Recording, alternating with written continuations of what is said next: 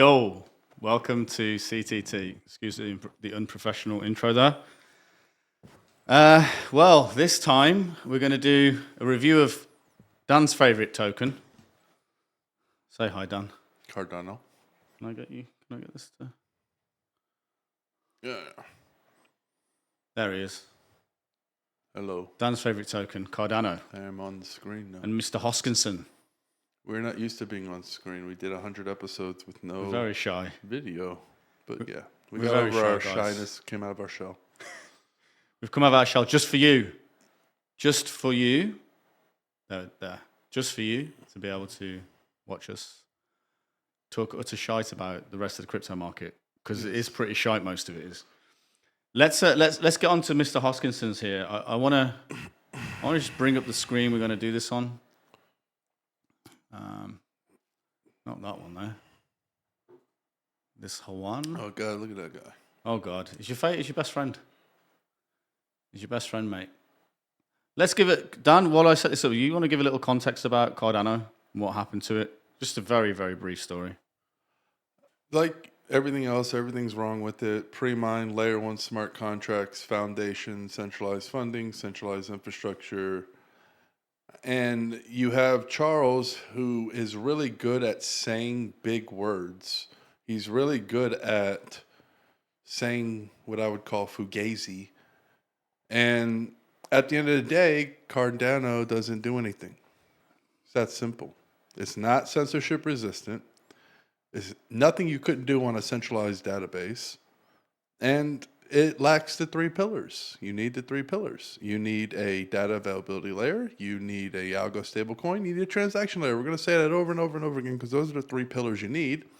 Cardano could become a smart contract layer attached to a data availability layer, but it has chosen not to. Regardless, it has the pre-mine, it has the foundation, it has probably one of the worst leader syndromes where like everyone listens to Charles and it's his way or the highway, which is terrible. You don't want that when it comes to an ecosystem. There's a lot of nuances when it comes to censorship resistance. And, you know, you can't program in a hero. Like when Vitalik speaks, it's very important. It holds a lot of weight. And what if he says something wrong? Or what if he's paid to say the wrong thing? And the problem is, it's kind of like a doctor. He'll go in and say, I'm going to fix your brain. And then he'll say some words you never heard. And you're just like, well, I guess I got to trust this guy. He's a doctor, right? Who am I? It's the same thing with Vitalik and Charles Hoskinson. They'll say these big-ass fucking words. And you're like, well, I guess I just got to trust them because I don't understand. They're the experts. That's the big problem when you have people who don't explain it in layman's terms. We take pride in explaining it to where a grandma could explain it because we're not fucking very smart when it comes to this shit. We're not developers. We had to understand this at a very basic level, and it had to make sense. It had to really make sense to us. So that's the one thing I don't like about Charles is he says a lot. You can listen to him for an hour, and you agree with what he says. He says some real shit, but he doesn't really say anything. Like, there's no solutions. He's just like, well, Cardano. It's like, well, no, if it got attacked, you'd be the first door they knocked on and you'd be out of there. And the whole network would be out of there. Yeah, one of the things that I've noted about Cardano, I admit I don't know that much about it. I'm relying on you here a lot more, Dan.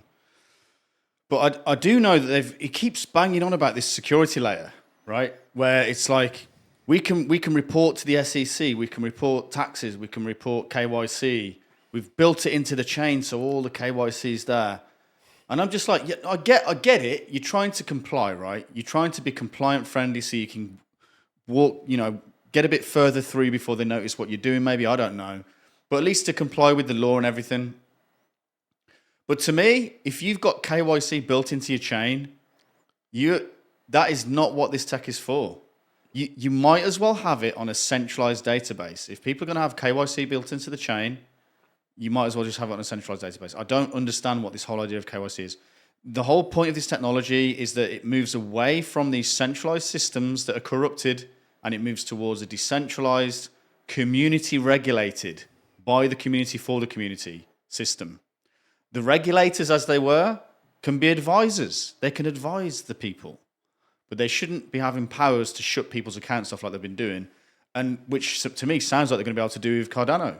I mean, Hoskinson might argue that they won't, but if you've got KYC built into the chain, bro, you're going pretty far down the corridor there. I'm not sure. That just red flag to me. It's a massive red flag. Yeah, I mean, Cardano is just it's a shit. It's shit. It's that simple. All right. Fails all the tests. So let's watch this video of our friend Charles and see what he has to say. Because this is a cool one here. It's why I left Bitcoin. So he was originally a Bitcoin guy. Yeah. I think he was actually a developer, apparently. And Ethereum. So he's also in Ethereum. Yeah, he's been a part of a lot of early projects. And he's gone to start Cardano. So he must have been annoyed at the way Bitcoin and Ethereum were going. So or the people were annoyed with him. But Dan is more annoyed with him at this point, yeah. All right, let's just fast forward. Let's just rewind this himself is part. the first to admit it because he's building Ethereum too. And if Ethereum can't do the things that we need it to do. So we're, all... I can't disagree with that. Oh, he's going to say a lot of things that make sense. Yeah. But tell me one time you hear his solution. Yeah. All building a different thing. A practical. Somebody's eventually going to get that thing. And then it's less important about the underlying infrastructure at that point, and it's far more important about the applications and the people. That's it. Like, no one really cares about the web browser much anymore. They care a lot more about the website. They care a lot about the web application. I started with Bitcoin, and I left Bitcoin not because I was pushed out. I left Bitcoin because there was no way to use Bitcoin to do the things that I wanted to do. So I had to go and find, higher tides somewhere else. Yeah, but what do you want to do? So far, I'm in agreement with this guy. I also left Bitcoin, right? I also left Ethereum. I was an investor in Bitcoin and Ethereum, and I've gone off both of them, right? Because of the problems that they have, the fact that they're just not going to work the way they're currently set up. And the amount of cognitive dissonance in people. So I get it. He's annoyed. He moved on to something else, right? But you're saying that he's built something that is just the same bullshit over again, basically. Well, I mean, yeah, it's the layer 1 smart contract with pre-mined coin voting. That's all you need to know. We did Ethereum, and then Ethereum can't do, and Vitalik Buterin himself is the first to admit it because he's building Ethereum too. And if Ethereum can't do the things that we need it to do. So Ethereum 2 is actually more centralized than Ethereum 1. At least Ethereum 1 is proof of work. And the horrendous pre-mine wasn't as terrible. It's still not good. And you can't have any kind of DAOs or anything. There's a lot of problems with that. But, so now they opted into a more centralized option. And he's talking so bad about Ethereum 2 or Ethereum in general. He has coin voting and pre-mine. That's what you have to keep in mind. He has a pre-mine and there's coin voting to control the network. That means the network can be taken over and the community would have to fork Charles and the foundation out. Well, maybe that's what they should do. Yeah. Okay, let's keep going. So you're going to agree with them, but keep in mind that he created a pre-mine coin voting chain as a solution. So he's a fucking hypocrite. As a solution to the other problem. So he sounds good, but he's a fucking hypocrite. It's that simple. Right, and it's like a lot of these guys, they get to the point where they fucking smirk. They get to this point where they think they're doing the problem. They're smart. They go off down the route. And then they make the same mistakes that everyone else made. And then once they've done it, they can't backtrack because that's lawsuits. He's like, oh, I didn't like Bitcoin because it didn't go direction. Let me just go make a fucking pre-mine coin voting and I become a billionaire. Oh, yeah, that's a great fucking idea for you. Just so happened that you became a billionaire at the same time. It's a fucking joke. Different thing. And that's but he'll say that's because he's amazing. Did you earn those fucking coins? Do you really He'll say, think that? I mean, it's a fucking joke. Of course he didn't. If you ordained yourself those tokens because you said that you have to self-fund, it's complete bullshit. You don't need an ICO to fund these projects. You don't need centralized VC-backed funding to fund these projects. You can fund them from DAOs on the chain. Yeah. Somebody's eventually going to get that thing. And then it's less important about the underlying infrastructure at that point, and it's far more important about the applications and the people. That's it. Like, no one... See, I disagree. It's about the infrastructure, bro. Well, so he's saying things like interlong infrastructure. Like, what the fuck does that mean? And then second of all, he just keeps talking about applications and people. It's not about the applications. Which is fucking fugazi anyway. It's like, what does that mean? Yeah, it's a layer two. You're not telling, I'm telling you 3 pillars. Data availability layer, transaction, algo, stable coin. You're like, applications, people. This is fucking what does that even mean? You're not saying anything. That's not a solution. Because you can have application and users on fucking Facebook. Like, he doesn't ever I've listened to this man talk for hours, and I've never heard him say anything practical that works in a real world situation. He always says the same fucking bullshit. He'll shit on something, and then he'll just say something like application and users, or he'll say some big words that don't make any sense. I actually Googled some of them, and it's just like a long way of saying, bring your own node, pretty much. So it's just a joke because he doesn't have a transaction layer. He couldn't comprehend an incentive layer from a data availability layer. He can't comprehend that because he smushed it all into one fucking layer. Yeah, I also want to note here that he keeps talking about the infrastructure is not the deal. It's the app, the application. It's like, bro, yeah, it's the opposite. The infrastructure is everything. It's everything. It's the foundation. If you're not incentivizing your infrastructure from a neutral layer with no pre-mine, Charles, no pre-mine, then you can have a neutral set of infrastructure operators that don't rely on business models and don't rely on being controlled and registering businesses so that they can self-fund when they have to scale. Mm-hmm. That's the whole point of this technology, is to fund the frickin' infrastructure, to keep it independent, maybe even to have the community elect it into position if you're getting a little bit advanced. Oh man, But no, the applications come later. The applications will work well if the foundations can't censor them. We're so far from talking about the applications, it's not even funny. Like, we need to start from the very basics, and then we can talk. That's where you'll never get the fucking basics from this guy, ever. He'll never explain it to you where you understand it, and you're like, yeah, I understand. He doesn't. He will say a lot of shit that you agree with when he's shitting on other projects. He knows what's wrong with other projects, but he's a fucking hypocrite because he fucking does pre-mine coin voting and made a fortune off of it. Right. No one really cares about the web browser much anymore. They care a lot more about the website. They care more a lot about the web application. Yeah, and that's so what? He's talking about fancy website and user experience because he wants to sell his goddamn token. Right. He wants more users. He's not talking about anything else since recip resistant. He's like, how do we attract more users so I can dump my fucking useless token? See, because we've been in this industry for a long time. I've been in it for 10 years now, right? I hear this and it doesn't work on me, you know? Yeah. Oh, the website. Oh, we need to give a good user experience. It's like, bro, this is freedom technology. The foundation needs to be right. And if you got a token with a pre-mine and you're telling everyone it's fine and you're doing KYC and freaking regulatory compliance built into the base layer of the chain. I mean, yeah, of course you're going to be saying, look at the app over here, look at the app. Right? Oh, I raised the price of my token fuck you with the base layer. It on you. With Bitcoin. And I left Bitcoin. How are more people not offended? It's offensive. It's offensive. He fucking printed a bunch of fucking tokens, lied about saying what he was going to do. It didn't do shit. He had an African tour that he spent your fucking money going on, did shit all, probably helped a little when he was there. That's 10 years ago as well. That's like 10 fucking years ago. And now he's fucking talking about how to get users so he can continue to and people just fucking, they think this guy, they put him on such a pedestal.